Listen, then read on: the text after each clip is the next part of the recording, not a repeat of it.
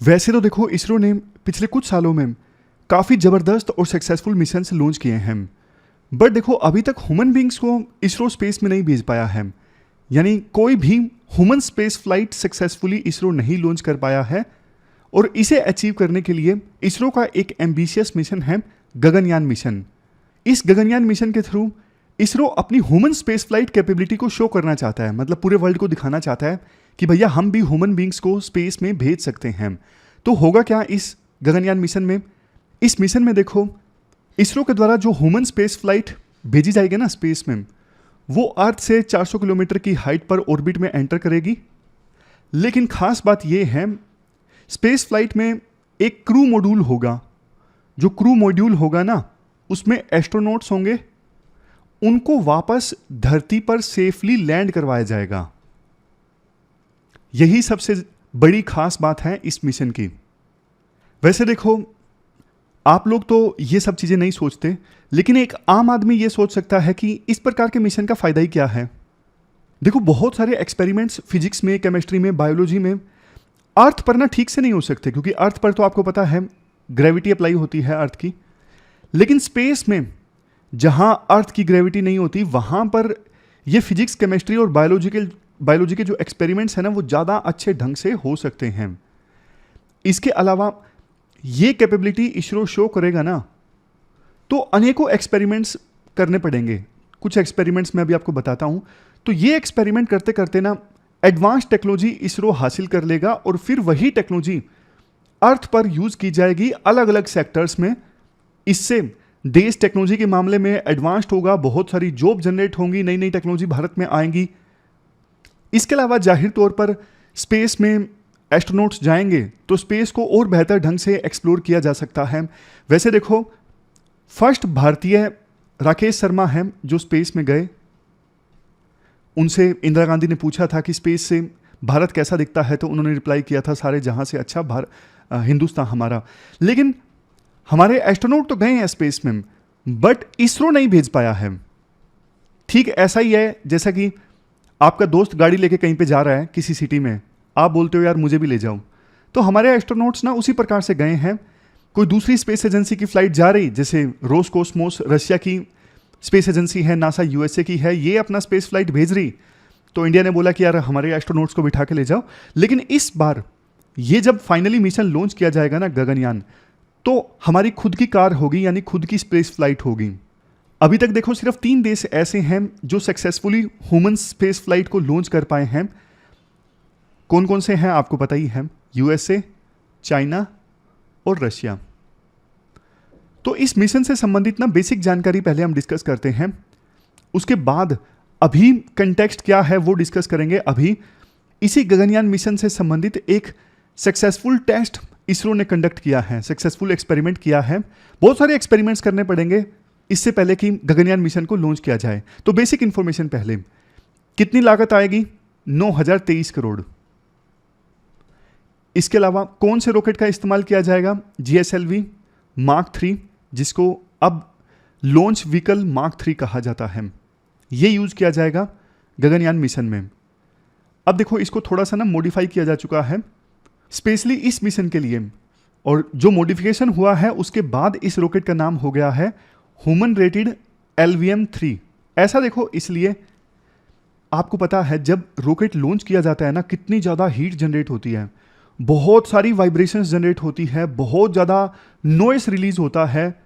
तो ऐसी सिचुएशन में ना रॉकेट के साथ जो क्रू मॉड्यूल लगा होगा ना, अब उस क्रू मॉड्यूल में ह्यूमन बींग्स भी होंगे, एस्ट्रोनॉट्स होंगे, तो ऐसा ना हो कि रॉकेट लॉन्च करते वक्त जो इतनी ज़्यादा हीट जनरेट होगी उसकी वजह से क्रू मॉड्यूल के जो दरवाजे हैं वो फट जाएं, इतनी ज़्यादा नॉइस जनरेट हो कि उस नॉइस से सर्वाइव ना कर सकें जो एस्ट्रोनॉट्स होंगे वहाँ पे। तो इन चीज़ों का ख्याल रखते हुए ना रॉकेट की कैपेबिलिटी में थोड़ा बहुत फेरबदल किया गया है। उसको इस प्रकार से बनाया गया है कि ह्यूमन बींग्स उस मॉड्यूल में सर्वाइव कर सकें जो रॉकेट के साथ में अटैच होगा। तो आप समझ गए मतलब क्या है ह्यूमन रेटेड LVM-3 का। अगर यूपीएससी पूछ ले कि LVM-3 तो पता है, ह्यूमन रेटेड LVM-3 क्या है? ह्यूमन रेटेड का मतलब यही है कि रॉकेट के साथ जो क्रू मॉड्यूल है उसमें ह्यूमन बींग सर्वाइव कर सके, उसी हिसाब से थोड़ा बहुत मॉडिफिकेशन हुआ है LVM-3 में। इसके बाद बारी आती है एस्ट्रोनॉट्स की ट्रेनिंग की। जिन एस्ट्रोनॉट्स को इसरो के द्वारा स्पेस में भेजा जाएगा उनकी ट्रेनिंग भी तो ज़रूरी है ना, क्योंकि स्पेस में तो माइक्रोग्रेविटी होती है, वेटलेसनेस वाली सिचुएशन होती है, ऑलमोस्ट जीरो ग्रेविटी। तो ऐसा लगता है कि इंसान हवा में ना फ्लोट कर रहा है। तो ऐसी सिचुएशन में सरवाइव करने के लिए ना ट्रेनिंग चाहिए, और हमने तो पास्ट में ऐसे मिशंस भेजे नहीं हैं। तो एस्ट्रोनॉट्स को ट्रेनिंग दिलवाई जा रही है रशिया से इस मिशन में पार्टनरशिप करके हमारे एस्ट्रोनॉट्स को वहाँ पे भेज के ट्रेनिंग करवाई जाएगी कि स्पेस में कैसे सरवाइव करना है। इस मिशन के लिए देखो बहुत सारे डिपार्टमेंट्स, बहुत सारी मिनिस्ट्रीज हमारे देश में काम कर रही हैं, बहुत सारी लैब्स, जैसे DRDO, इंडियन आर्म्ड फोर्सेस, जैसे Indian armed forces astronauts provide कर रही हैं, एयरफोर्स के ऑफिसर्स, इंडियन मेट्रोलॉजिकल डिपार्टमेंट बताएंगे जब क्रू मॉड्यूल वापस धरती पर आएगा ना, जैसे यहाँ से देखो ये क्रू मॉड्यूल, इसके बारे में भी अभी हम जानेंगे। ये वापस धरती में आएगा, पैराशूट से खुलेगा, तो उस समय वेदर कैसा होगा, लॉन्च करते वक्त वेदर कैसा होगा, ये सारी इंफॉर्मेशन इंडियन मेट्रोलॉजिकल डिपार्टमेंट के द्वारा प्रोवाइड की जाएगी। इसके अलावा इंडियन मैरीटाइम एजेंसीज, अब चूंकि मॉड्यूल जो है अगर कोई इमरजेंसी आ गई तब भी, और सक्सेसफुली जब वापस स्पेस से आएगा तब भी ओशन में लैंड करेगा, तो इसलिए ये सारी मैरीटाइम एजेंसीज का सहयोग भी चाहिए, एकेडमिक इंस्टीट्यूट्स का भी सहयोग चाहिए, CSIR लैब्स, इंडस्ट्री पार्टनर्स। तो इन सब एजेंसीज और डिपार्टमेंट्स के बीच कोलैबोरेशन हो रहा है इस मिशन को सक्सेसफुली लॉन्च करने के लिए। तो अब ये देखिए, थोड़ी और टेक्निकल्स में जाते हैं। ये तो रॉकेट है जिसकी अभी हमने बात की थी, लॉन्च व्हीकल मार्क 3, लेकिन इसको थोड़ा मॉडिफाई कर दिया गया है और बना दिया गया है human rated launch vehicle mark 3। Clear है? अब देखो रॉकेट के साथ ना ये लगा होगा, ये पूरा मॉड्यूल, इसको बोलते हैं ऑर्बिटल मॉड्यूल। ये ऑर्बिटल मॉड्यूल अटैच होगा इस रॉकेट के साथ में। अब इस ऑर्बिटल मॉड्यूल में ना दो चीजें हैं, एक तो क्रू मॉड्यूल, ये ऊपर वाला जो है ना, जो थोड़ा दिलचस्प लग रहा है, मतलब थोड़ा रंगीन सा लग रहा है, इसमें एस्ट्रोनॉट्स होंगे। एस्ट्रोनॉट से संबंधित सारी चीज़ें यहाँ पे इस क्रू मॉड्यूल में मौजूद रहेंगी ताकि वो आसानी से सर्वाइव कर सकें। उनके लिए लाइफ सपोर्ट सिस्टम, जो भी उनको करना है वहाँ पे, उनको टाइम पास किससे करना है, खाना पीने का सामान, सब कुछ यहाँ इस क्रू मॉड्यूल में होगा। और जो नीचे है ना, ये है सर्विस मॉड्यूल। सर्विस मॉड्यूल में वो सारी चीज़ें होगी, प्रोपल्सन, इस मॉड्यूल को, पूरे ऑर्बिटल मॉड्यूल को प्रोपल्सन देने के लिए, टेम्परेचर कंट्रोल करने के लिए, पूरा इलेक्ट्रॉनिक्स कंट्रोल करने के लिए, वो सारी चीज़ें इस नीचे वाले सर्विस मॉड्यूल में होंगी। आसान भाषा में आपको बोलूं, ये रॉकेट है human rated launch vehicle mark 3, और इसके साथ अटैच होगा ये पूरा ऑर्बिटल मॉड्यूल। ऑर्बिटल मॉड्यूल दो पार्ट्स में डिवाइड होगा। ऊपर वाला घर मान लीजिए क्रू का, घर में जो सारी चीज़ें होती हैं वो सारी चीज़ें होंगी यहाँ पे क्रू मॉड्यूल के अंदर, और नीचे सर्विस मॉड्यूल, इसे आप इंजन मान लीजिए, टेम्परेचर कंट्रोल, प्रोपल्सन, वो सारी चीज़ें इस नीचे वाले सर्विस मॉड्यूल में होंगी। अब आगे चलते हैं। इसके बाद हम जानते हैं आज इसरो ने जो एक्सपेरिमेंट परफॉर्म किया है, क्या किया है। देखो, इस पूरे गगनयान मिशन में ना एक चीज़ जो सबसे ज़्यादा इंपॉर्टेंट है ना, वो क्या है? आंसर दीजिए, वो क्या है? सबसे ज़्यादा इंपॉर्टेंट चीज़ है क्रू की सेफ्टी। ह्यूमन बींग्स को स्पेस में भेजा जाएगा, आपको पता है चैलेंजेस बहुत सारे हैं। रॉकेट संबंधी चैलेंजेस तो मैंने आपको बताया ही, लेकिन उनको वापस लाना, जब देखो ये जो क्रू मॉड्यूल है वापस अर्थ में एंटर करेगा, आपको भी पता है वापस अर्थ में एंटर करते वक्त एयर का फ्रिक्शन बहुत ज़्यादा होता है, बहुत ज़्यादा टेम्परेचर बढ़ जाता है, हीट जनरेट होती है काफ़ी सारी, और एकदम से डी एक्सेलरेट करना बहुत मुश्किल होता है।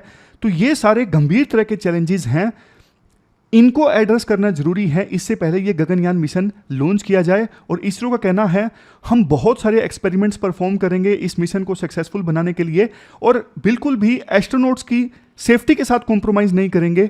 तो उसी के तहत इसरो ने ये एक्सपेरिमेंट परफॉर्म किया। ये एक्सपेरिमेंट देखो, नाम था flight test vehicle abort mission. फिर से बोलता हूँ, flight test vehicle abort mission. TV का मतलब है यहाँ पे टेस्ट व्हीकल। इसरो ने क्या किया, एक स्पेशल प्रकार का टेस्ट व्हीकल डेवलप किया जिसमें सिंगल स्टेज और लिक्विड फ्यूल से चलने वाला रॉकेट इस्तेमाल किया गया, सस्ता सा। उस पर यह एक्सपेरिमेंट परफॉर्म किया गया। ये आज का एक्सपेरिमेंट क्रू एस्केप सिस्टम को चेक करने के लिए किया गया। आप बोलोगे सर ये क्रू एस्केप सिस्टम क्या है? जैसा देखो आपको नाम से समझ में आ रहा है, क्रू एस्केप, मान लीजिए रॉकेट लॉन्च किया गया और रॉकेट में ऑर्बिटल मॉड्यूल भी है और इस रॉकेट के साथ जो मॉड्यूल है उसमें एस्ट्रोनॉट्स भी हैं। लेकिन देखो थोड़ा ऊपर गया रॉकेट, उसी समय रॉकेट में कोई दिक्कत आ गई, डर लगने लगा कि एकदम से रॉकेट फट सकता है और रॉकेट के साथ अटैच है क्रू मॉड्यूल।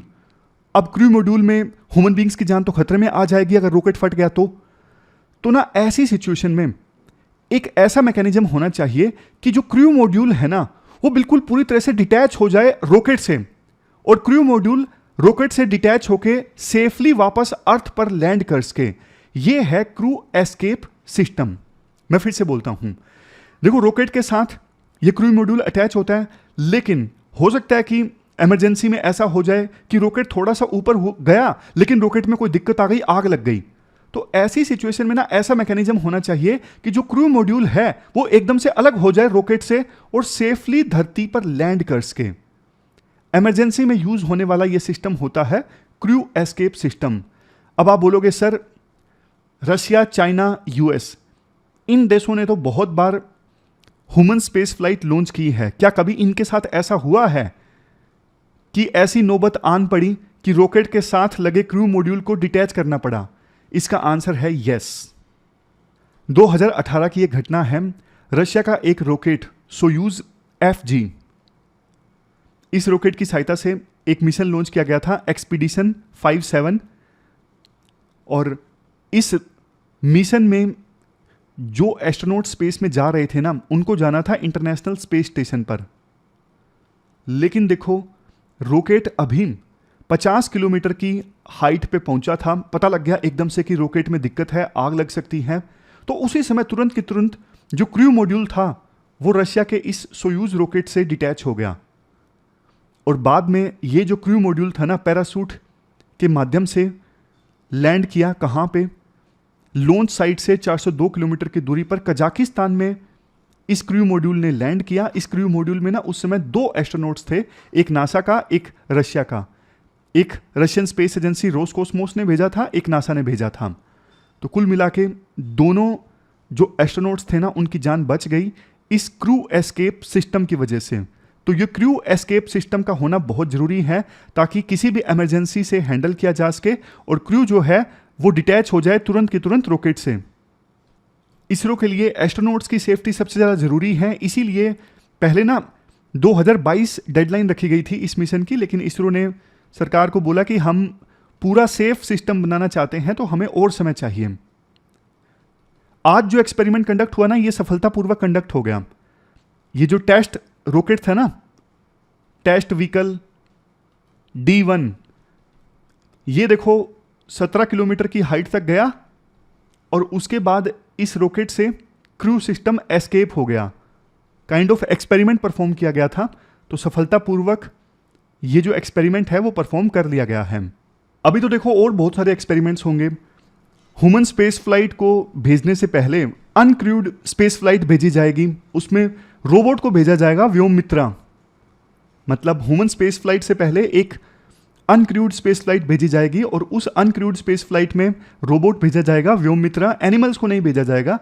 कुछ स्पेस एजेंसीज जो हैं एक्सपेरिमेंट के तौर पे एनिमल्स को भेजती हैं, पहले ये पता लगाने के लिए कि स्पेस में कैसा फील होगा, माइक्रोग्रेविटी में सर्वाइवल कैसे पॉसिबल होगा, सब कुछ ठीक से काम कर रहा है, ऐसा तो नहीं कि क्रू मॉड्यूल में सर्वाइवल कंडीशंस नहीं है। तो ये सब चीज़ें टेस्ट करने के लिए कुछ स्पेस एजेंसीज एनिमल्स का इस्तेमाल करती हैं, लेकिन व्योममित्रा का इस्तेमाल किया जाएगा इसरो के द्वारा, जिस पे सेंसर्स लगे होंगे और हर प्रकार की कंडीशंस को सेंस किया जाएगा व्योममित्रा के द्वारा। इसके अलावा इंडियन एयरफोर्स ने एक एक्सपेरिमेंट परफॉर्म किया था। आसमान में हाइट से क्रू मॉड्यूल जितने वेट का एक मॉड्यूल गिराया गया और सफलतापूर्वक वो मॉड्यूल जो था वो सी में लैंड कर गया। ये टेस्ट तो देखो पिछले साल नवंबर में परफॉर्म कर लिया गया था, इंटीग्रेटेड एयर ड्रॉप टेस्ट। ये काइंड ऑफ पैराशूट की सहायता से वो मॉड्यूल आसानी से उतर सके, ये सब चेक करने के लिए एक्सपेरिमेंट था। इसके बाद पोटेंशियल बेनिफिट्स क्या हैं गगनयान मिशन के, वैसे तो शुरुआत में ही बताया था, लेकिन फिर भी जल्दी से देख लीजिए। इनोवेशन एनवायरनमेंट, देखो इससे हमारे देश में ना यूथ में साइंस के प्रति क्रेज और ज़्यादा बढ़ेगा, इनोवेशन का एक इकोसिस्टम पैदा होगा। Man mission, critical technology develop करने में मदद करेगा ये गगनयान मिशन। फ्यूचर में वो एक्सप्लोरेशन जिसमें ह्यूमन बींग्स की आवश्यकता है, तो वो एक्सप्लोरेशन भी इसरो के द्वारा किया जा सकते हैं इस मिशन के सफल होने के बाद। एम्प्लॉयमेंट क्रिएशन, क्योंकि देखो इस मिशन से संबंधित सारे कंपोनेंट्स देश में ही मैन्युफैक्चर होंगे, डेवलप होंगे, तो जॉब जनरेट होंगी। नेक्स्ट, प्राइवेट सेक्टर ग्रोथ, ये मिशन सक्सेसफुल होगा तो प्राइवेट सेक्टर को भी मोटिवेशन मिलेगा कि स्पेस टेक्नोलॉजीज में इन्वेस्ट किया जाए।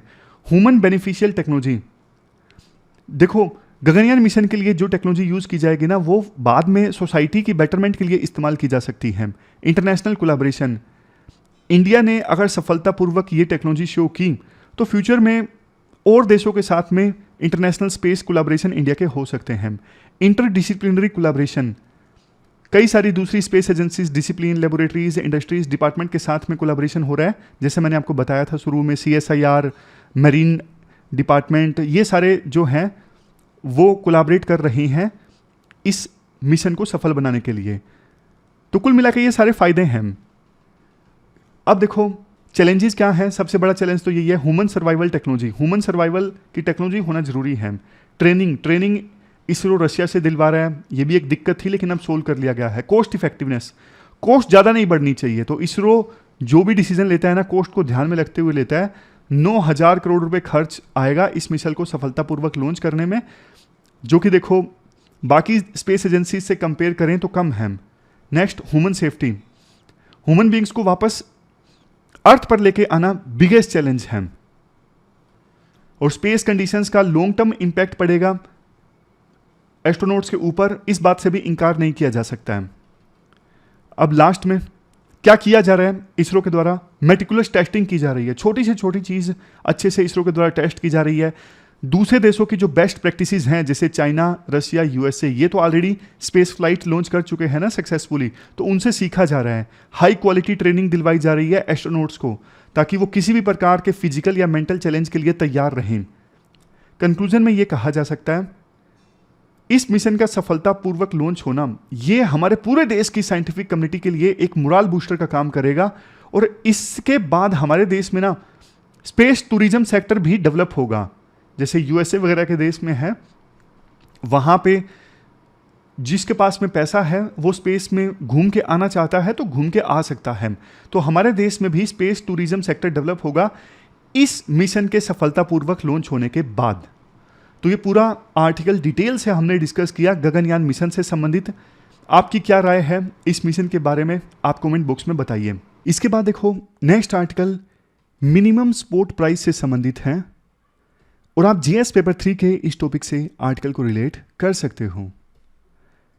आज देखो पूरा MSP का कंसेप्ट आपका रिवाइज हो जाएगा। पूरा सिलेबस में जो GS पेपर 3 में MSP का कंसेप्ट है ना एग्रीकल्चर में, वो आपका रिवाइज करवा देता हूं। अभी कंटेस्ट ये है, 18 अक्टूबर 2023 को यूनियन गवर्नमेंट ने ना 6 रबी क्रॉप्स के लिए MSP को इंक्रीज करने की घोषणा की। अभी इनको उगाया जाएगा इन क्रॉप्स को, और मार्केटिंग इनकी होगी 2024-25 में। MSP को देखो इंट्रोड्यूस किया गया था 1960s में। क्यों इंट्रोड्यूस किया गया था मैं आपको बताता हूं। देखो मान लीजिए आप किसान हो, आप किसी फसल के बीज बोते हो, बहुत ज़्यादा मेहनत करते हो उस सीजन में, बहुत पैसा भी इन्वेस्ट करते हो फसल को उगाने में, लेकिन फसल भी आपकी अच्छी पैदा हुई बट मार्केट फ्लक्चुएट कर रही है, तो आपको ना अपनी फसल के दाम नहीं मिल पा रहे हैं। मतलब जितना पैसा, जितनी मेहनत की आपने, उतना भी नहीं मिल पा रहा है, तो फिर आपको कितना बुरा लगेगा।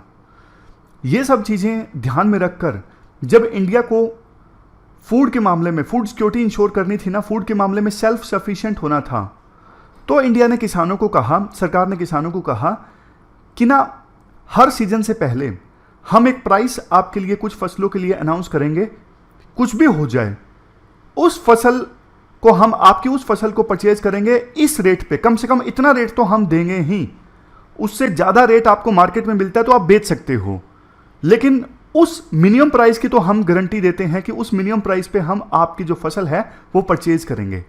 यहां से एमएसपी का कंसेप्ट निकल के आता है। ये वो मिनिमम प्राइस है जिसकी सरकार गारंटी देती है कि इस प्राइस पे हम आपकी फसल को प्रोक्योर करेंगे। वैसे देखो, सरकार एमएसपी तो 23 एग्रीकल्चर कमोडिटीज के लिए अनाउंस करती है, बट प्रोक्योर खुद से 2-3 फसलें ही करती हैं, जैसे वीट, पैडी यानी राइस। बाकी के लिए सरकार एमएसपी अनाउंस करके छोड़ देती है। प्री में यूपीएससी ने एक क्वेश्चन पूछा था, कौन रेकमेंड करता है एमएसपी? इसका आंसर है commission for agriculture cost and prices. ये कमीशन रेकमेंड करता है हर एक क्रॉपिंग सीजन से पहले।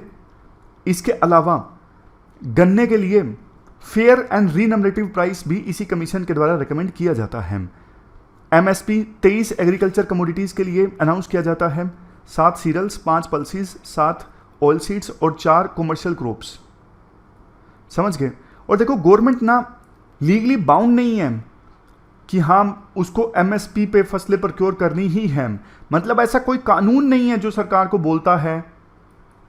सब कुछ जो डिसाइड हुआ है ना, एक एग्जीक्यूटिव एक्शन से डिसाइड हुआ है, सरकार के एक ऑर्डर से डिसाइड हुआ है। याद कीजिए, किसान जब प्रोटेस्ट कर रहे थे तो उनकी एक मांग ये भी थी कि आप पूरे एमएसपी सिस्टम है ना, इसके लिए कानून बना दो। अगर सरकार कानून बना देती फिर तो कानून के हिसाब से लीगली ऑब्लिगेटरी हो जाता सरकार के ऊपर में कि आपको इस रेट पे फसल प्रोक्योर करनी ही है। अगर नहीं कर रहे तो पार्लियामेंट के द्वारा बनाए गए कानून का उल्लंघन कर रही है सरकार। समझ गए? अब देखो, एमएस स्वामीनाथन कमेटी ने रिकमेंडेशंस दी थी जिसमें उन्होंने कहा था कि जितना किसान को कॉस्ट आता है ना फसल के उगाने में, कम से कम उससे 50% ज़्यादा एमएसपी होना चाहिए। मान लीजिए मुझे 100 रुपये का खर्चा आया 1 यूनिट पैडी उगाने में, तो फिर सरकार को एमएसपी अनाउंस करना चाहिए 150। अब सरकार कॉस्ट कैसे निकाल रही है फसल को उगाने में, उस पर भी विवाद है। किस फार्मूले से सरकार कॉस्ट निकाल रही है? किसान कहते हैं सरकार का जो फॉर्मूला है कि इतना कॉस्ट आया फसल को उगाने में, वो फॉर्मूला खराब है। इंपॉर्टेंस और बेनिफिट्स क्या हैं एमएसपी रेजीम के? सेफ्टी नेट है, इंश्योरेंस है किसानों के लिए। मार्केट फ्लक्चुएट हो उससे उनको मुक्ति मिलती है, कम से कम गारंटी मिलती है। फूड सिक्योरिटी के लिए जरूरी है क्योंकि FCI food corporation of India procure करती है for example wheat and paddy. तो फिर एफसीआई के पास में गोडाउन्स भरे रहते हैं। जब मान लीजिए रेट एकदम से बढ़ जाए तो एफसीआई वीट एंड पैडी को मार्केट में रिलीज कर देती है और रेट कम हो जाते हैं। मतलब डिमांड एंड सप्लाई को कंट्रोल किया जा सकता है सरकार के द्वारा प्रोक्योरमेंट के माध्यम से, एमएसपी सिस्टम के माध्यम से। हाँ, एक पॉइंट यहां पे ये रह गया, एमएस स्वामीनाथन कमेटी ने ये भी कहा था पैडी एंड वीट के अलावा बाकी जो क्रॉप्स है ना, उनके लिए भी एमएसपी अरेंजमेंट सरकार को करने चाहिए। मतलब उनको भी प्रोक्योर करना चाहिए जैसे वीट एंड पैडी को सरकार के द्वारा प्रोक्योर किया जाता है। तो एमएसपी सिस्टम रूरल पॉवर्टी को खत्म करने का एक जरिया है। किसान सीजन से पहले डिसीजन ले सकते हैं कि कौन सी फसल उन्हें उगानी है। मार्केट में एग्रीकल्चर कमोडिटीज के प्राइस वोलेटिलिटी को, मतलब कम हो रहे हैं ज़्यादा हो रहे हैं, उसको स्टेबलाइज करने का काम करता है ये एमएसपी सिस्टम। इसके बाद एफसीआई जो चीज़ें प्रोक्योर करती हैं उनको सरकार पीडीएस के थ्रू यानी पब्लिक डिस्ट्रीब्यूशन सिस्टम के थ्रू बांटती भी है, तो वो भी पॉसिबल हो पाता है एमएसपी रेजीम की सहायता से। नेक्स्ट, क्रॉप डाइवर्सिफिकेशन सरकार इंश्योर कर सकती है। मान लीजिए सरकार चाहती है कि ये फसल किसान ज़्यादा उगाएं तो उसका एमएसपी सरकार इंक्रीज कर सकती है। मतलब क्रॉप डाइवर्सिफिकेशन अचीव किया जा सकता है एमएसपी के थ्रू। और एमएसपी रेजीम के थ्रू किसान फार्मर्स को एनकरेज कर सकती है कि आप इनपुट्स पे ज़्यादा खर्च कीजिए, टेक्नोलॉजी पे ज़्यादा खर्च कीजिए, क्योंकि एमएसपी ज़्यादा होगा तो किसान की बचत ज़्यादा तो टेक्नोलॉजी पे ज़्यादा इन्वेस्टमेंट। और सबसे लास्ट में आत्मनिर्भर भारत। गवर्नमेंट ने ना पर एकड़ प्रोडक्शन को इंक्रीज करने पे काफ़ी फोकस किया है ताकि इंडिया ना फूड के मामले में पूरी तरह से सेल्फ सफिशिएंट हो और दालें वगैरह जो हमें इंपोर्ट करनी पड़ती है ना, ऑयल सीड्स दालें, वो भी ना इंपोर्ट करनी पड़े। नेक्स्ट है impact of MSP on cropping pattern. अब देखो, एमएसपी रेजीम का ना नुकसान भी हुआ है क्रॉपिंग पैटर्न के ऊपर। जैसे पंजाब हरियाणा में खास करके कायदे से पैडी की खेती नहीं होनी चाहिए, लेकिन चूंकि एमएसपी ज़्यादा है पैडी के लिए तो यहाँ पे किसान नीचे से पानी निकाल के, चूंकि पैडी को ज़्यादा पानी चाहिए ना, तो नीचे से पानी निकाल के पैडी की खेती करते हैं, जिससे ग्राउंड लेवल काफ़ी डिक्लाइन कर रहा है। उसी प्रकार से गन्ने की खेती भी कायदे से यहाँ पे नहीं होनी चाहिए।